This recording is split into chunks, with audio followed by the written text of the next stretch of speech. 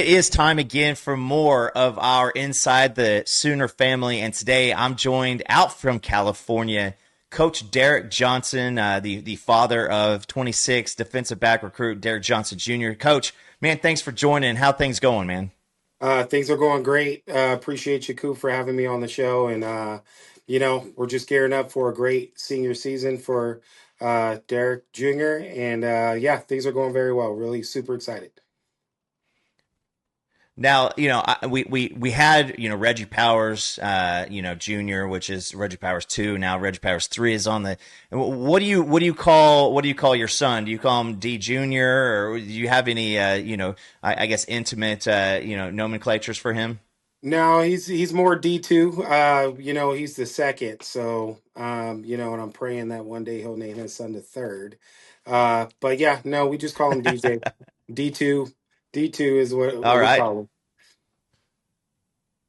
Sounds good. Sounds good. Well, man, we're gonna hop into a lot of the stuff, around the recruiting, situation and that kind of process. But man, you're no fair shakes yourself. You were a big time D1 guy. Also, started out at University of Washington, and I hear that you were the unofficial Rose Bowl MVP, and that was kind of slided from you. But tell me about your days playing Washington, and then days in the league. I was blessed. I played for Rick Neuheisel. Had some very good defensive coordinators, Phil Snow, Tim Hunley, great defensive back coaches, and Jimmy Lake, and again Bobby Houck, who's now still a college head football coach in Montana. I was blessed to be in a time where we had a lot of NFL potential defensive backs at UW, so the competition was always high, super competitive, and we won a lot of games, including a Rose Bowl in 2001. Hey, gotta love the Rose Bowl wins, and so then so you went into the draft. You were drafted. I mean, how'd that whole process? Your time in the league. What were some of the highlights that you enjoyed? I really fell in love with the process. I think as my son enters collegiate football, and all these hopefuls that one day want to achieve making it to the NFL, I think the biggest thing is loving and enjoying the process, the whole complete grind, academically, socially, spiritually, obviously athletically. Trying to find a way to navigate through all the distractions and still be able to focus and then continue to be on that pursuit to your dream. And my experience was that. I mean, I had one amazing experience from start to finish. My NFL career started with San Francisco, Coach Nolan's first head coaching job. Had Mike Singletary as a linebacker coach at the time. Very intense, super committed. We had Vance Joseph was our defensive back coach. He's had some Yeah. opportunities being head coach and coordinating. So yeah, just been a lot around a lot of great men who have been awesome mentors for me throughout my career. Yeah, not bad. As a Denver Broncos fan, we had Vance over there for a little while as both DC and head coach at different times. So I mean, those are some awesome names to be able to. I mean, starting even with just Rick Neuheisel, like I mean, that's still another guy that I think gets a lot of doesn't get the necessary flowers that he probably deserves, but it's a pretty cool deal. You did the NFL for a short while, and then now you're the defensive coordinator out in California. Tell me a little bit about like what was that process like? Was that something you just kind of hopped straight into, or did you kind of work your way up? I'm a criminal justice major at heart. I thought I was going to be a U.S. Marshal. I always had coaching in the back of my mind. I was a student of the game, and I spent a lot of time with my coordinators and my position coaches throughout my collegiate and pro career. So I always knew it was always in me. I was an X's and O's guy. And, kind of like today, some colleges call it the lab, life after ball. I kind of felt like at the end of my career, it was my opportunity to give back. Um, and kind of impact. What can I do to change people's lives? What can I do to help them achieve their dreams? And so I thought, what better way to do that than high school football and take this. beautiful piece of raw clay and to help continue to develop that person into the player they want to become and give them an opportunity to go play at the next level. And so I think just being around my teammates, being a team captain at the University of Washington, caring about others and their development and holding them accountable. I think coaching was just more natural for me. Right on, right on.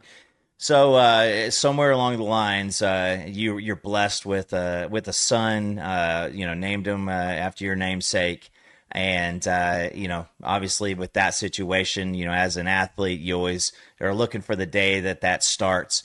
When did football start for Junior? So we started junior when he was 5 on the Tiny Mites, Pop Warner bobbleheads. We started him when he was 5, and then the three brothers right after. I actually pulled them out of football because um, I had an idea of how to develop them naturally without forcing them into a particular sport. So he started at 5. I pulled him out after his 8th grade or his eight when he was 8. I pulled him out, jumped into baseball, basketball, soccer, cross country, and track and field. So just city league. Go out, have fun, meet some friends, learn how to work together, and started to develop those individual unique skill sets to those sports, and let them do it naturally without having a personal trainer, or without over training them or pushing them into something they didn't want to become. I wanted them to make a decision to play football. So they excelled at everything: soccer, baseball, basketball, obviously track and field. So I felt like in that development process, they were developing skill sets in each individual sport, specifically catered to those sports. But when you come back to football, you bring it all back together. Happened to work out as 100%. well. Yeah. Yeah, I mean that's always it, right? So I mean, obviously you've got all these training pieces with him. He is, learning some of the building blocks of just being an athlete. As a parent, it's always really really hard to let that process go versus want more from the process than what you're seeing. When was the first time that you were watching him out either playing or practicing, and you thought, "All right, we got something here"? Well, after our project in these other sports, I was a head coach for 7 years, so I missed a lot of their youth sports. Mom takes credit for all that. I missed a lot of games. I missed a lot of practices, being a high school head football coach. So around 13, I kind of felt like um, it was a rough 2 month transition back into football. I was like, maybe this didn't work out, and it was like riding a bike. Within the second month, um, I felt like they had some unique skill sets, transitioning in and out of breaks, hand-eye coordination, competitive grit. So I think around 12, 13, the sibling rivalry, the boys are all 16 months apart. I think that competitive grit in them naturally and instinctively started to take over. And they were getting into junior high school, and they were saying, "Hey, Dad, let's go. You're focusing on all these. You're developing all these other kids. When you're going to work with us?" And so I think that started Yeah. around 12, 13 years old. So you got yourself an athlete growing. They all want to be into this, and um, recruiting. I mean, obviously that starts happening, earlier and earlier and earlier. Sometimes you'll see this freshman. I think the OU had guys at a camp here recently where dude was going into his freshman year, and an offensive lineman just already just looked like a junior in high school. Um, when did the recruiting? When did the college dream start kind of manifesting? So we transferred from Norco High School to Marietta Valley when I got my opportunity to become a coordinator. And his sophomore season was one for the ages. I think he did a really good job. As a freshman, he started all 11 games in a Division One, and California's one, one of the top. I mean, we have some big time programs out here, and we play in Division One, Division Two. So his freshman year, he was battle tested. I think he grew a lot from freshman year to sophomore year, and the secondary, he was tasked with the hardest receiver, the best receiver every week. And I felt like throughout the season, he grew, and I think around week 4, week 5, it kind of clicked for him, and so we started getting a little bit of buzz with the University of Utah offer right after his sophomore campaign. So, and then from there, we started the off-season training, and he ran track, and it kind of just took off from there. All right, so recruiting wise, let's go into kind of who was the first person to take notice from a college standpoint. Who was the first college that started reaching out or maybe showed up at practice to see what Derrick kind of was all about? It was the University of Utah. Coach Shaw and he's been there for a long, long time. Recruits the area really well. Has a good eye for what he's looking for, and I think he saw something in my son, and he was the first one to evaluate. And one thing that stuck out to him is he didn't offer right away. He went back and watched every single snap of his freshman tape and then rewatched his sophomore season's tape from start to finish and had very specific questions for DJ before he offered, and I thought that was pretty awesome. So obviously, when it's a D1 school that's showing up, like obviously there's some validation for you as a parent, kind of the process that you took. Hey, what did that mean to you? For obviously Utah's no fair shakes on defense. I mean, that's a pretty stout defense year in year out. Like, how'd that make you personally feel? You know, um, there's a lot of kids out there with a lot of talent, and trying to piece it all together with the football IQ, the mindset, understanding the game, splits, formation, recognition, understanding being a high school kid, being able to be a kid as well in that pursuit. So I think I think they got it right with their evaluation process of evaluating different parts of DJ's game to send that offer. So knowing what I know, having gone through the process myself, I was able to help prepare him for those things by being super critical in our process and our pursuit to his craft, developing his craft. Well, typically the question comes along and differently, but since Utah is the kind of the first one to show up, it kind of you knocked the ball off the tee for me. But I mean, that's a big brand, that's a big P4 school. Um, what was the next school? What was the first school that they started reaching out and really starting conversations that you're like, I mean, this is the top of the top. UCLA, the DC over there at Kaika is someone I know very well, very dear to my heart. He was a GA at the University of Washington my true freshman year at UW. Has worked his way through the ranks and is doing a great job at UCLA right now. And then also TCU. Coach Avalos to DC there, and Coach Juice Brown there. I think they did a great job on the interview process, our evaluation process of my son, and then they jumped in all in, and that communication, the evaluation process. I think they took a liking early, but also did their homework and research to continue to see if it was a good fit for them with my son. So I thought that was awesome. So those were the two next schools. So that I mean, great names and obviously the relationships. That's pretty awesome. When you're doing the Utah, I mean, that's a little bit closer to home. Obviously, UCLA is right down the road. TCU hops in, and all of a sudden, that probably breaks the paradigm of like where he could potentially go. Oklahoma, when Oklahoma starts pinging in, obviously a little bit more closer to TCU, just about a 2 hour drive. What was Oklahoma like when they first entered the picture? When did that start? That started in January, this January.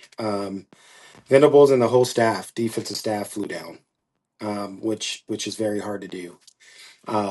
He's super busy, and um, meeting at the school with the whole defensive staff, and them doing their thorough research on my son and coming over to the West Coast specifically for a few players, and my son being one of them.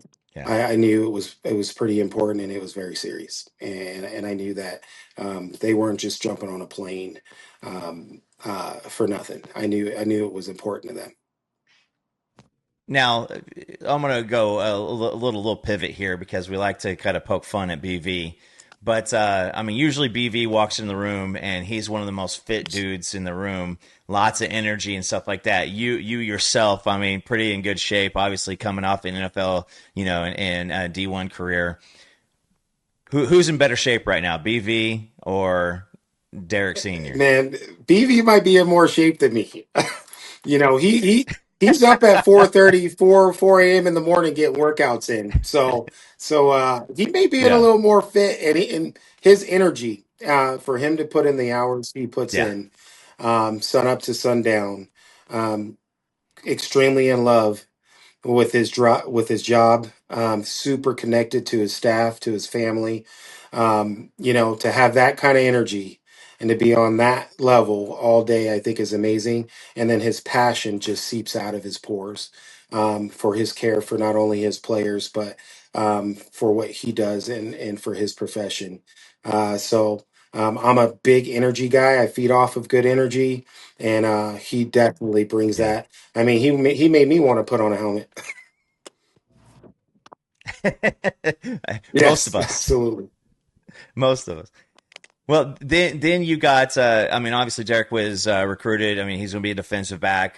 So there's a bevy of coaches, whether it's Hall or whether it's Coach Valai, that are all going to be in kind of that same conversation. What was your experience like with Coach You know, Valai? super high IQ, very, very compassionate, um, all fully about development. I think he again got the evaluation process right with my son and what he does well and what he can continue to help enhance and develop. Um, but constant communication, very thorough, and super excited to have an opportunity to, um, you know, carry the torch and take the baton and continue to develop DJ and the rest of his defensive backs and yeah, yeah, and his energy is also up there with Coach V's as well. Okay. So, I mean, when you got some very passionate, um, very thorough, athletic in their rights, right? They're a little older, they're still working out, Yeah. super fit, super energetic. Um, just their love and passion is just seeping through everything they do. So, um, it was an awesome process to get to work with them. That's awesome. No, it is great. Obviously, our previous head coach, a little bit closer to home to you nowadays. And in those days, and at the back end of Bob Stoops, the defense went from something that Oklahoma was known for to something that Oklahoma was known for a different reason because it was almost I mean it was just very very lacking through a lot of those years. But you go back to the later half of the 2000s, 2008, go to play Florida in the national championship. You win 13-2 in 2000 to win. Oklahoma and defense were synonymous for so many years. Now a lot of people are saying this is going to be the best defense in the SEC, potentially one of the best ones in the country. Is that, I mean, that obviously has to make your job easier and a little bit more comfortable knowing that Brent Venables and wherever he's at, defense is really, really good. So how do you talk with Derrick Jr. about, just, continuing a legacy now? Because, I mean, he necessarily doesn't have to turn a program around. He just has to, continue once it's his turn. Right. I think, you know, uh, he's setting a standard for the defense. He knows what he wants it to look like. He knows what it can look like. And I think for DJ, I think it's very important for him to understand that he is a piece to that puzzle, but it's not only building that violent, elite, top notch defense, but it's also sustaining it for many years to come. And so I think they have a lot of talent on that defense already, and DJ is going to have an opportunity to learn from those older veteran players. And when he gets an opportunity to compete and show what he can do, then it's his job to continue to carry that torch and be a great team player and perform at a high level because the standard is set that way. 100%. Yeah. You get into a lot of people like to hear, some of the recruiting, the official visit conversations, what those things were like. So I want to kind of hop into that. Let's go Oklahoma first, but tell me a little bit about your official visit, kind of what it what it was like hearing the talk over the phone, and when they came out to Cali to seeing what it's like here at the Palace, Middle America, Oklahoma. What was that visit like? I think from start to finish, I think most families will probably go into it with a list of things they're looking for. And throughout the weekend, you're having side conversations with the family via at the hotel, on breaks, or walking through places. And I think the staff from start to finish, from the time we got off the plane to the time we left, answered a lot of the questions we um, were interested in getting to know. I think they blew it out of the water with the player panel, former player panel, having some of Oklahoma's greats come back and allow the parents to ask questions and just hear their experiences attending OU.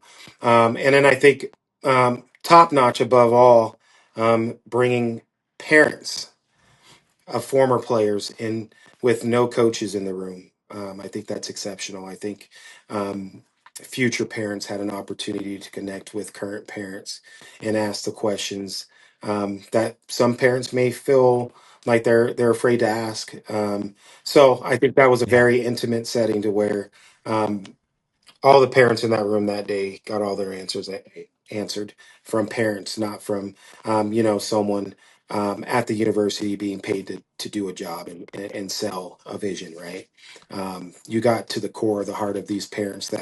That's kids are actually going through the experience currently. So I thought that was awesome.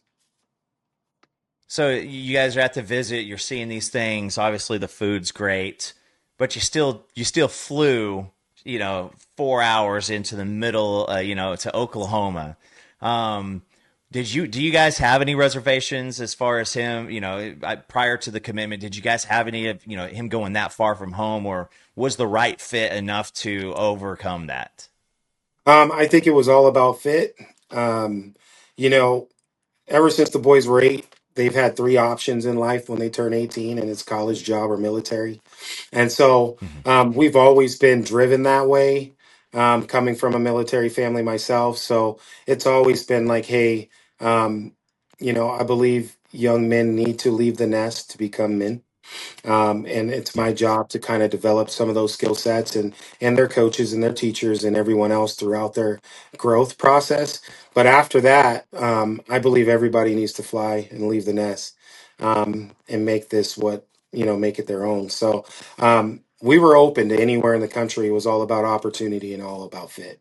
And we went in specifically for that. There were a couple of schools that, it was very, very hard decision, but I think ultimately DJ felt like this place was a place that can help him grow mentally, spiritually, emotionally, athletically, and competitively too. His goal is to play in the NFL one day. So, let's go play some SEC ball. So that I mean, you lead in directly because I mean that's a big thing is Oklahoma being in the Big 12. The Big 12 when OU and Texas left wasn't really known for a defensive, conference. It was more offensive. But if you go back into the 2008, 2010, that area, like Big 12 was the premier conference with, great teams like Kansas State, Texas, Nebraska, before they made their move. But all those types of teams, I mean, but it's a recency deal, right? So OU and Texas now head to the SEC. How big of a deal was that going against the best of the best of the best week in and week out? I mean, you got even, guys like Ryan Williams in different tiers for themselves, but that DJ is going to be able to go up against that. I mean, did that play a big factor in, choosing Oklahoma, the conference affiliation? You know, I think you know I think it did in the sense that every day he's going to be challenged to be competitive and do the right things in all aspects of his life, in the classroom, in the meeting room, in the weight room, on that practice field. And, I think OU provides that opportunity for him to not get complacent, to continue to strive, to have Yeah. those hard days, and to learn and grow from those, to stay, in that constant pursuit to perfection. We're all built imperfect, but it's the pursuit to that perfection is what we're Yeah. looking for. And I think to be around elite, um, alpha males every day in every facet of his life, coaching staff, equipment, training staff, and be held to a standard that is, you have to put your best foot forward every day. And covering the best wide receivers or some of the top wide receivers, week in, week out, gives him an opportunity to help continue to pursue his dream. So most of the recruits, there's a small percentage of the fan base that actually follows recruiting, follows the stars, follows the recruiting rankings. But those that do, I mean, it's kind of hard for something to come out of middle of nowhere. And being somebody who follows it pretty closely, I heard whispers of Derrick, and then it seemed like the whispers to commitment was a small period of time. What was the time of decision when he finally said, "Hey, this is what I'm going to do"? What was that process like, and how that come about?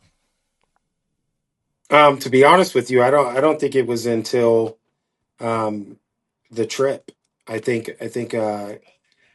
TCU did a phenomenal job, the whole staff, and from a father's perspective, that fit, that was a fit as well. Yeah. So I think it was weighing on DJ on where he needed to go or where he felt um, um, he needed to go put his stamp and make a name for himself.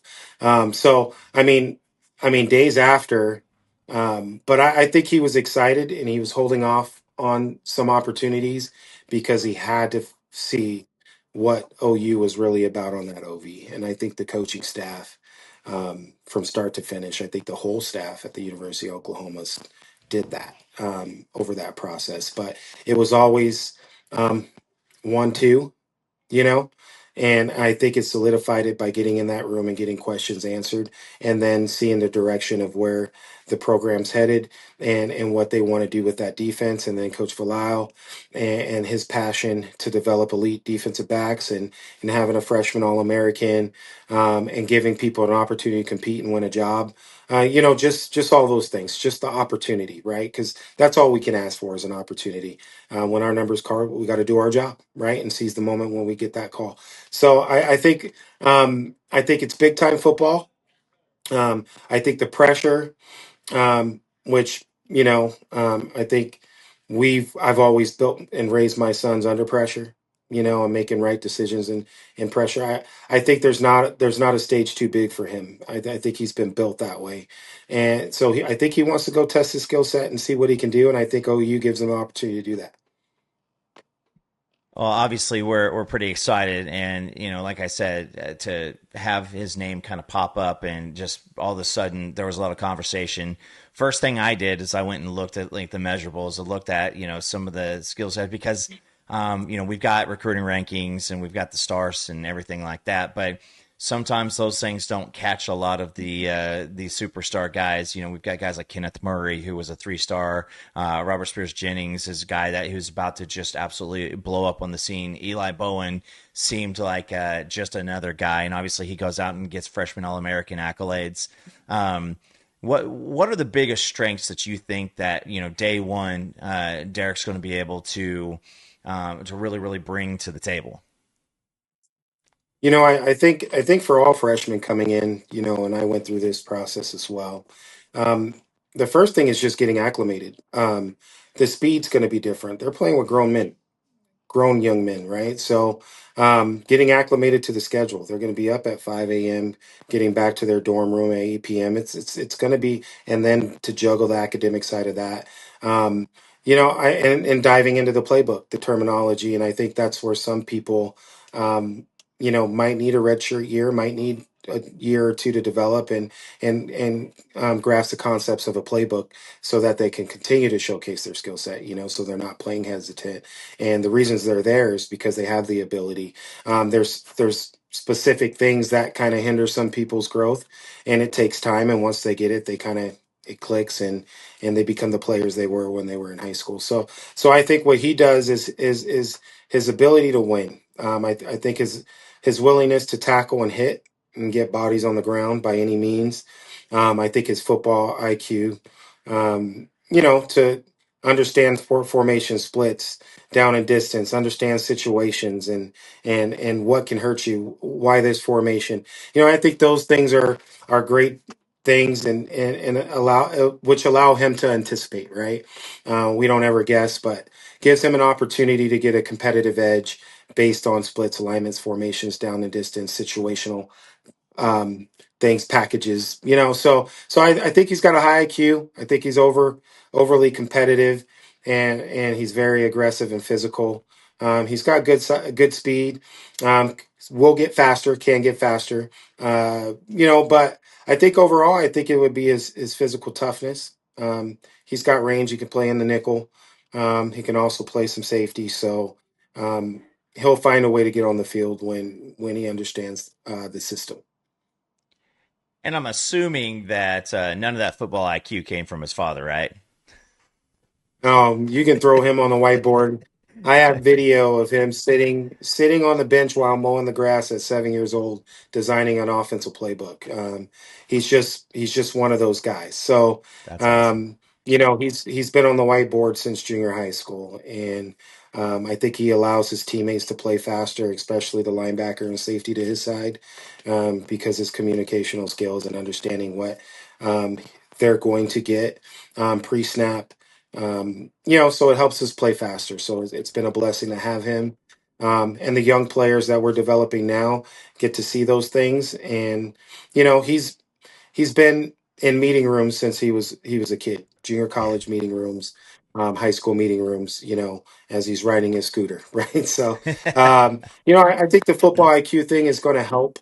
I think the physicality and the toughness, I don't think those things will be an issue. I think the adjustment to the speed of the game is going to be something that everybody struggles with when they transition. Um, it happened for me from high school to college. It took me 2, 3 weeks to kind of get settled in and let it slow down. Sometimes it takes people months.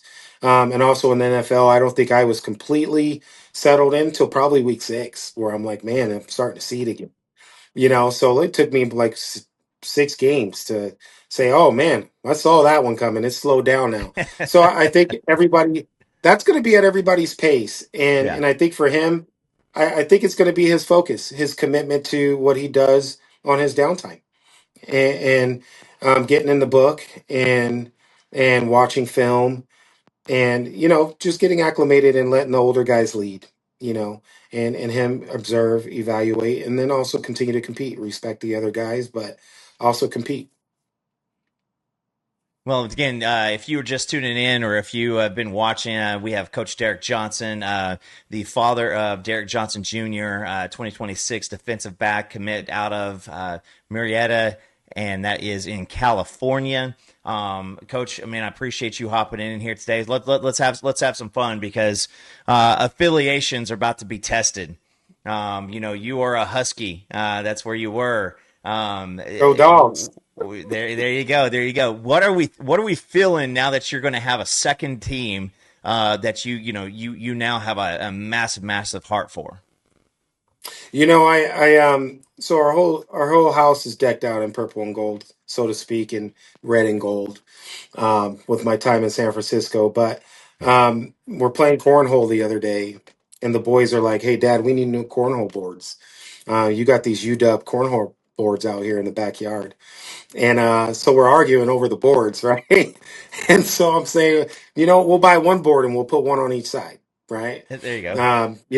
Yeah, we'll wreck it. But I think all in fun. I'm extremely excited for my son to come in a prestigious program, as I did at the University of Washington, enriched with tradition. And I think that his experience there is going to allow him to be a great contributing member to society. Life after ball. So we're gonna have some fun with it. I'm gonna rock OU. I'm a UW at heart, and when the Sooners are playing, I'm gonna have I'm gonna have the jersey on. When the Huskies are playing and the Sooners are down, I'm throwing my dog stuff on. I'm a Husky for life. Have you spoken to Reggie Powers the second yet? Because he's a big UW guy too. Yes, yes. I haven't spoken to him yet, But it's a blessing for our sons, and I think that they're writing their story, and, and Yeah. and it's different than their fathers. And yeah, when he asked me to start training him, I told him that it's hard, father dad relationship developing you. Right. Are you willing to risk, this dad father, this father son relationship to get you what you want? He said he was all in. So he said he wanted to be better than me. He Hey, says, I'm going to be a far better player than you were, Dad. And I said, okay, well, let's get to work. yeah. So that's going to be exciting, and he gets to write his story at Oklahoma, Yeah. which would be awesome. But I mean, you kind of are halfway there with the 49ers. You already got some love and some red in there. So, and I don't feel like we really take those Husky colors.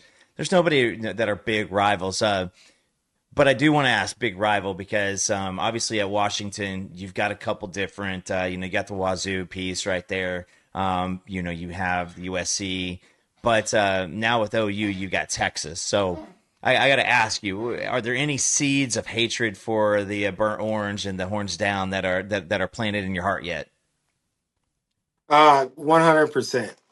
And I have some friends that are Longhorn fans, and they have season tickets, and um, you know, those rivalry games are very, very important. And we have one here in high school.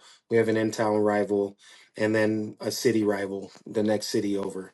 And so those games are always exciting. And to be, um, to now come into this rivalry and how important this football game is to both programs, both states every year. Um, you know, um, yeah, I'm extremely excited for the future and for OU and what we're going to do to those Longhorns moving forward. It's going to be pretty exciting.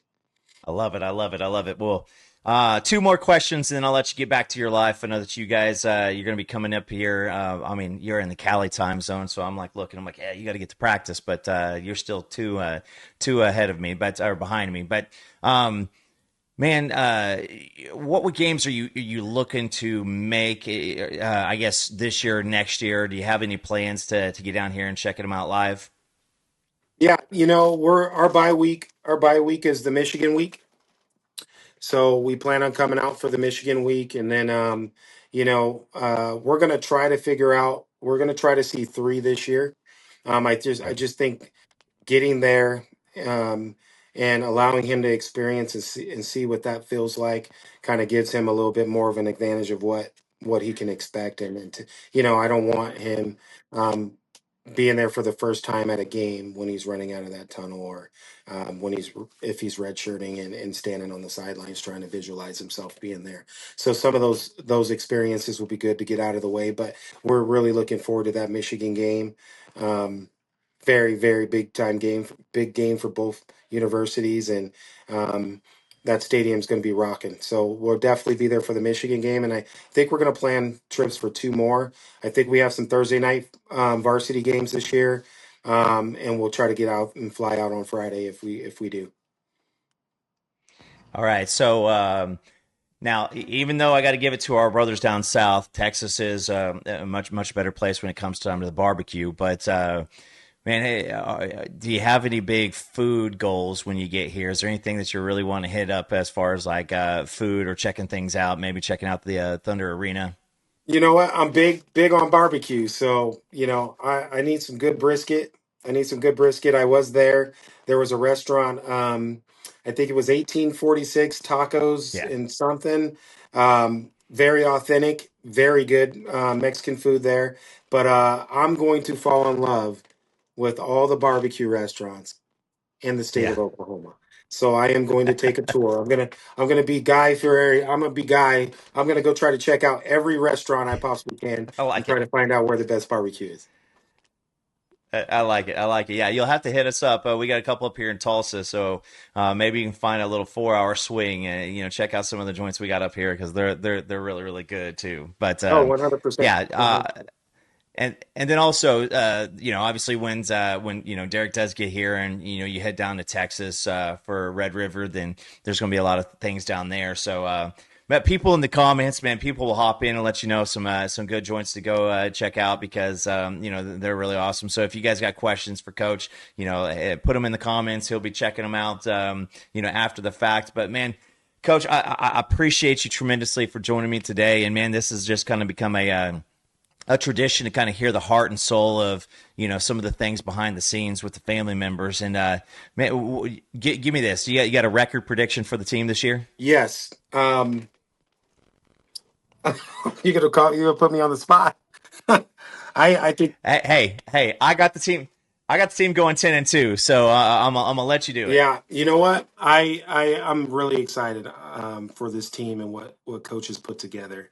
Um, I would possibly say 10-2, 9-3.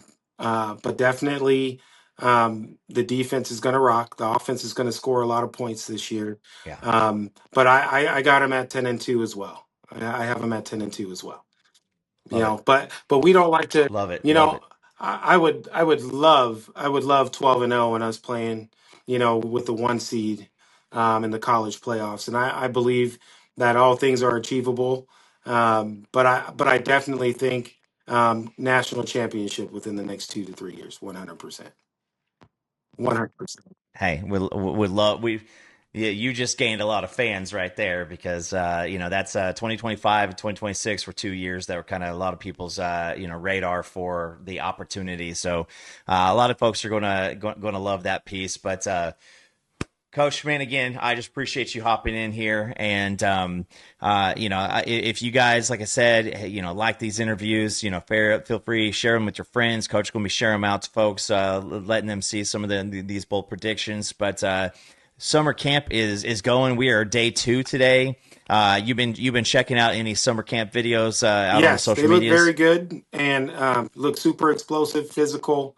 I'm excited to see, and I think last year there were a lot of injuries. I'm excited to keep everybody healthy and watch these guys get after it. I think this is a special OU team this season, and they're coming back with a lot of experience. So I'm looking forward to rocking it down there. They're going to do a great job.